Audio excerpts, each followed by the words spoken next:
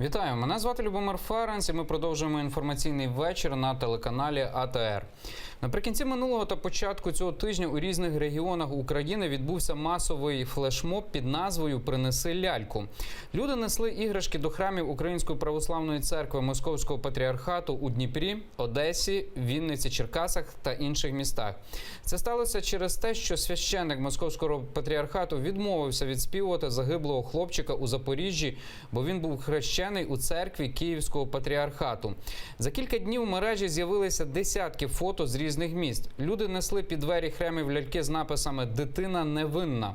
Деякі учасники флешмобу приносили іграшки, вимазані червоною фарбою, а у самому Запоріжжі на тих, хто приніс іграшки до храму Петра і Февронії, напали члени організації «Радомир», яка пов'язана з місцевою єпархією. І от давайте подивимося відео, як саме у Запоріжжі протестували під храмом Української православної церкви Московського патріархату. Сторож вызвал поддержку. Причины, почему он это сделал, честно, не знаю. Я думаю, что вам ребята тоже дадут более конкретный ответ. После того, как приехала поддержка, один из парней, притом поддержку никто не видел. Сначала был парень, который просто их вывел с территории церкви, вывел сюда подальше немножко от церкви, выскочило двое в масках, ну и, соответственно, избили их. То есть у одного сейчас перелом, у второго синяк тоже. І зараз з нами на зв'язку отець Андрій Кураєв, диякон Російської православної церкви. Добрый вечер. Слышно нас? Да, добрый вечер. Отец Андрей, давайте начнем наш разговор с того, вообще канонически разрешено ли хоронить человека, если он был крещен в церкви, так в другой церкви?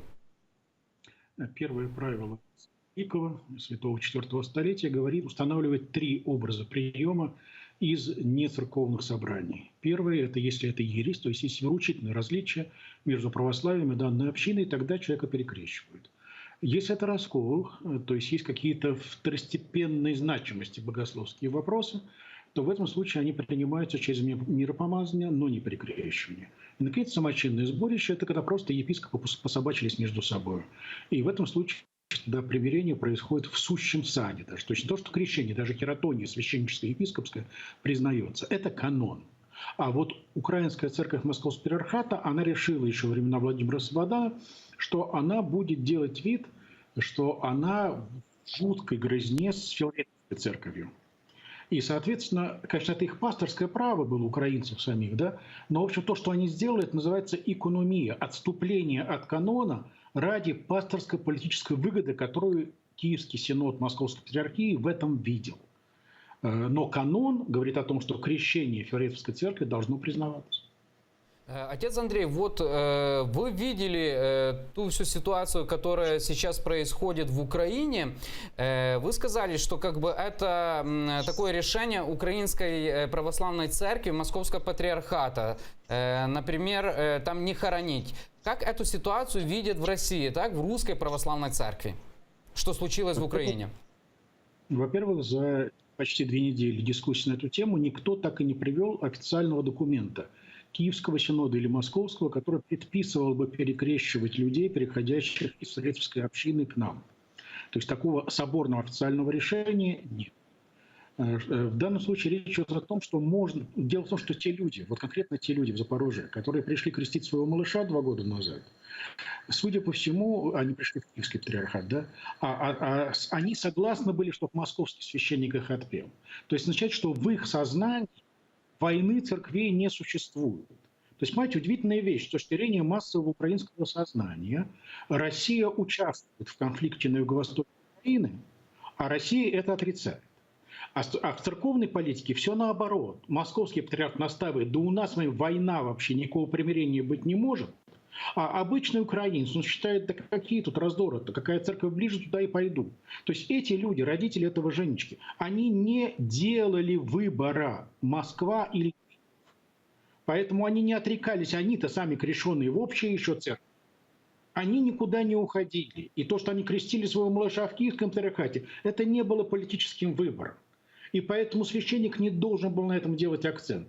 Пришли, признаете меня священником, дорогие, конечно, вы будете у меня детьми, и мои слезы вместе с вашими над гробом вашего человечка. Вот этого ума не хватило этому парадоксальным образом тезке убитого малыша. Маленький Женечка, большой, но не очень умный. Мой вопрос был о том, как вообще в России видят эту ситуацию в Украине, так вот, которая случилась с священником Московского патриархата Украинской Православной Церкви и людьми, которые потом организовали флешмоб. Вы же, наверное, общаетесь, да, с другими священнослужителями, может быть, с епископами. Вот как они видят эту ситуацию, так? Потому что вы в начале нашего разговора вы сказали, что вот там хоронить, не хоронить, признавать или не признавать крещение, это как бы решение Украинской Православной Церкви Московского Патриархата, так, той церкви, которая находится здесь в Украине, не РПЦ, не Русской Православной Церкви. Значит, что касается государственной пропаганды, то она, конечно, всецело на стороне митрополита Луки и, соответственно, пользуется этим для того, чтобы нагнетать ненависти по отношению к Украинской Церкви Киевского Патриархата. Ну а священники, с которыми я беседовал, причем статусные священники, карьерно успешные, они, конечно, считают безумным поступок этого священника, который отказал от отпевания женщин. Вы понимаете украинский язык, так мне сказали?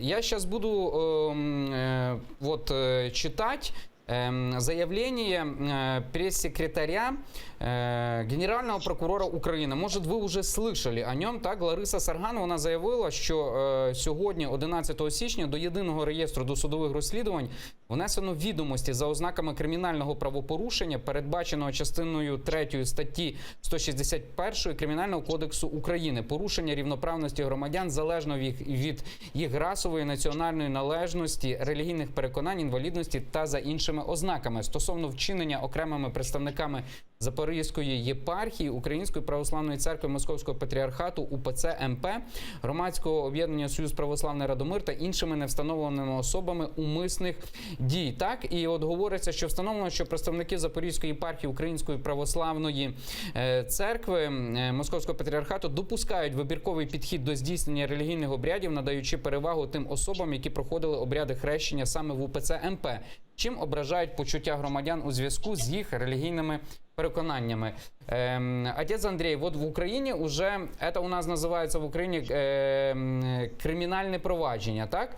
Открыта Генеральная прокуратура, и как бы сам кейс расследует Служба безпеки України. Це українська спецслужба. Как вы вообще можете прокомментировать эту ситуацию, которая уже начала углубляться, да? Даже правоохранительные органы включились. Я думаю, что это игра в поддавки. Понимаете? То есть, когда люди обмениваются жуткими ошибками.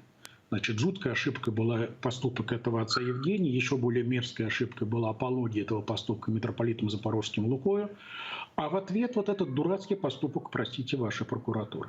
Потому что, естественно, любая религиозная организация, которая существует на добровольных основах, имеет право иметь свой устав и на выборочной основе предлагать свои религиозные услуги гражданам. Кстати, такой же бред был лет 15 назад в России, когда прокуратура Южно-Сахалинска она приняла иск некой женщины, которую местный епископ отлучил от причастия. И суд потребовал, чтобы епископ ее причастил. Ну, простите, какое дело гражданского суда до вопросов пасторской жизни той или иной религиозной общины. Поэтому в данном случае вмешательство прокуратуры, оно скорее дает козыри как раз вот епархии Запорожского Московского Патриархата. Вот часто говорят, может, вы меня поправите, да, я читал, что большинство приходов Русской Православной Церкви, оно сконцентрировано в Украине. Да, пожалуй, это точно. То есть это, большинство, очень большая часть. Как вы видите вообще ситуацию, которая сейчас есть между украинцами, да, и Московским Патриархатом? Потому что некоторая часть общества, если не большая часть общества, очень недолюбливает Московский Патриархат. Это связано с войной на востоке Украины и также отношениями, которые склались между Россией и Украиной. Знаете, один украинский блогер, он достаточно жестко и едко сказал, что украинские попы дождались своего Боинга. вот в этой запорожской истории. И если раньше для значительной части украинского сообщества было неважно, та патриархия или другая, что не поп, то и батька, то теперь, когда вот ребенок и как бы вот такое некое глумление, по сути говоря, псевдобогословское над гробиком малыша, это уже затрагивает очень глубокие и личные струны многих и многих людей. Вот в этом смысле я полагаю, что это такое Ватерлоо для епархии Московской Патриархии на Украине. И, простите, это по собственной глупости их. И пока митрополит Киевский Ануфрий не найдет способ дистанцироваться от вот этих очень странных и бесчеловечных заявлений запорожских горе-богословов, до той поры я не вижу никакого оптимистического будущего для Украинской Православной Церкви. Вот если мы отойдем от запорожского случая, так, а поговорим в общем о вообще отношении и видении Русской Православной Церкви того, что сейчас происходит с Украинской Православной Церковью Московского Патриархата. Вот как там в середине в России видят эту ситуацию? Так вот вы сказали, что такая сейчас нелюбовь. То есть я сказал, вы сказали, что это такое Ватерлоо. Вот украинское общество, очень большая часть украинского общества не любит, так, Московский Патриархат. В РПЦ. То есть патриарх Кирилл, он предпринимает какие-то действия, хочет что-то изменить, как-то ситуацию? За патриарха я не скажу, но не стоит забывать, что огромное количество духовенства в России являются этническими украинцами.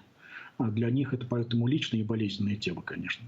А с другой стороны, в целом российское сообщество, оно устало от украинской тематики и в определенном смысле скорее даже мечтает, чтобы вот вообще чуть ли не железный занос опустился по границе и забыть ваши проблемы, нас это не касается. То есть передавила государственная пропаганда, перекормила за последние несколько лет вот этими историями о несчастных судьбах Украины, о конфликте в Донбассе и так далее. Вот.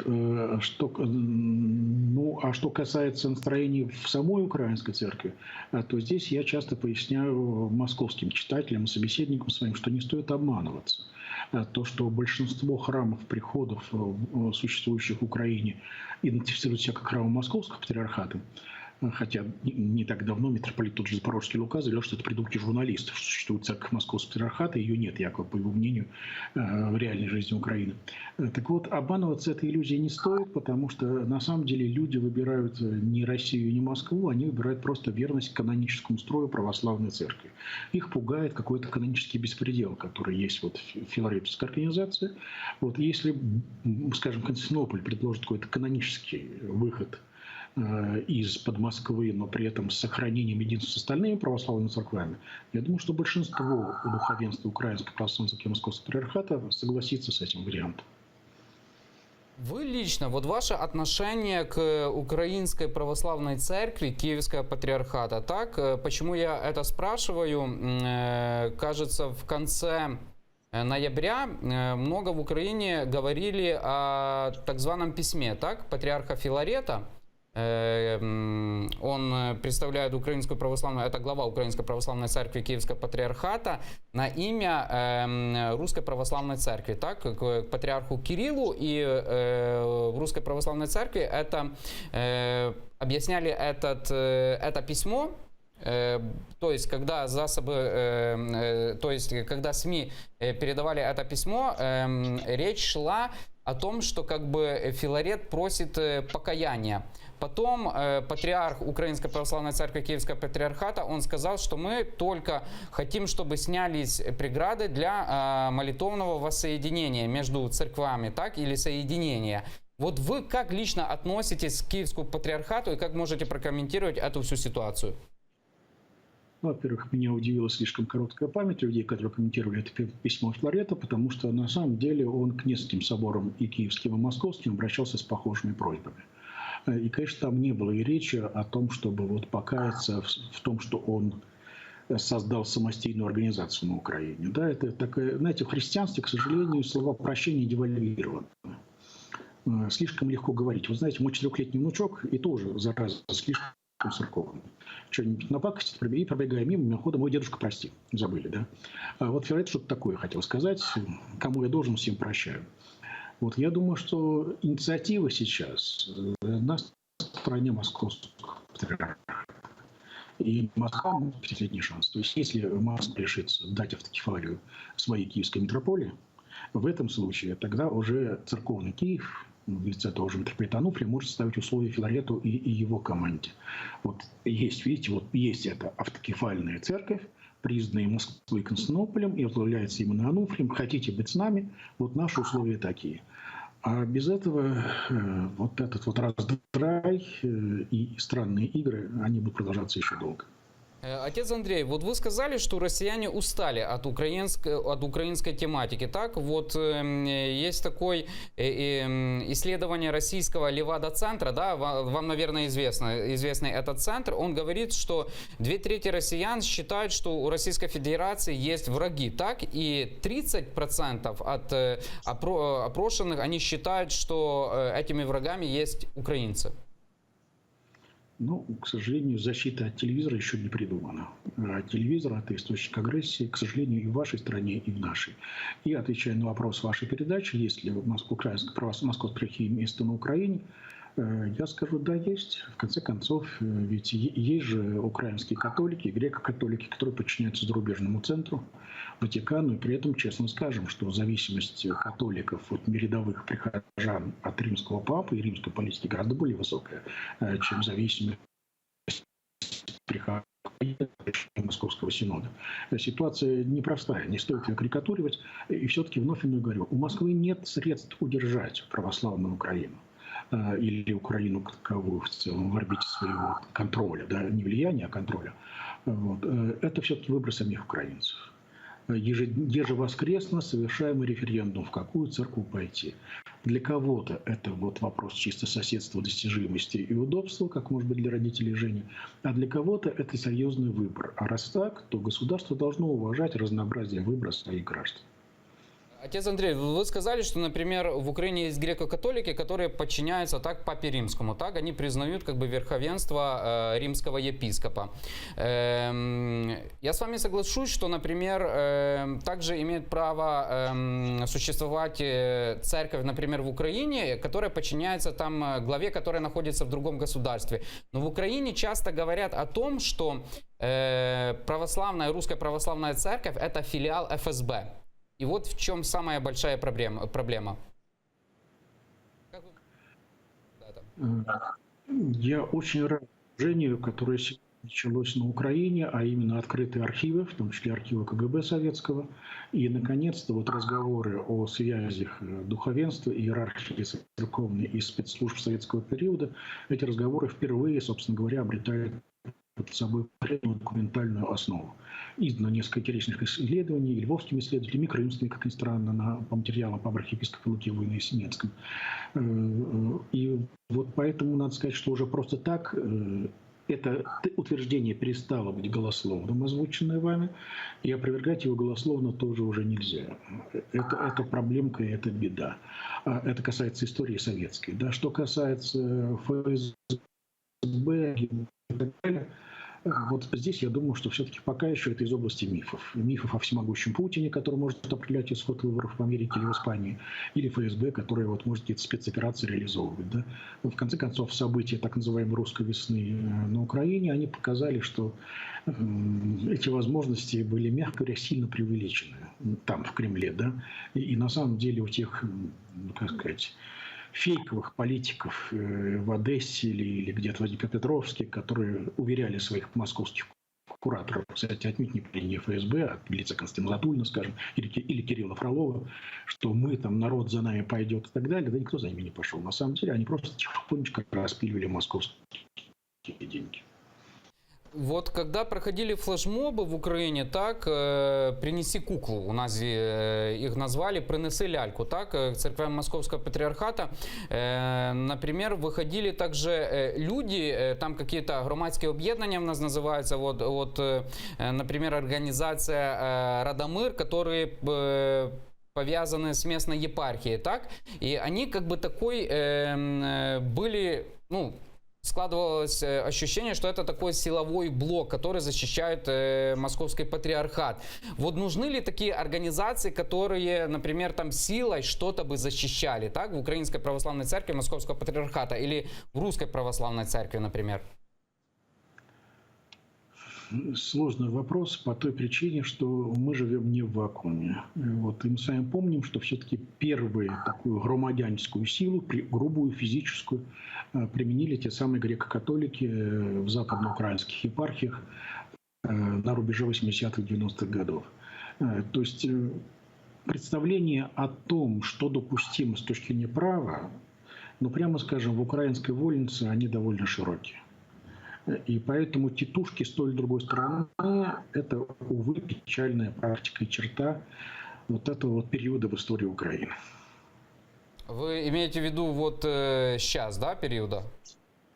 Да, начиная с 90-х годов прошлого столетия. Ну, понимаете, вот вы говорите о греко-католиках, я не хочу сейчас спорить, так, потому что исторические факты разные есть, да, греко-католики, они вернулись на свою территорию, то есть здесь какой-то историк может это сказать, и у них забрали когда-то, то есть все помнят Львовский собор, да, который считают греко-католики псевдособором в 46-м году. С той поры прошло 50 лет, а у меня перед глазами рассказы, которые лично мне рассказывают священников Западной Украины, чьих детей подстерегали по дороге из школы, и угрожали, избивали и так далее. Да, реальные захваты храмов там были. Это история, сюжет, который признан католической стороной. Не случайно четырехсторонняя комиссия тогда была создана в 90-м году. Правда, и результаты, в общем-то, оказались нулевые ее работы. Я сам с Западной Украины, так, и я что-то такого не припоминаю, там мне было 9-10 лет. Да, вы были маленький мальчик, поэтому не помните. Да, и вам кажется, у меня было хорошее, потому что, ну, когда вы говорите там какие-то страшные истории, это все спорно, да, история. Но я хочу как бы встречный вопрос вам задать. А в России таких организаций нету? Вот вы говорите, это как бы история Украины, да, титушки?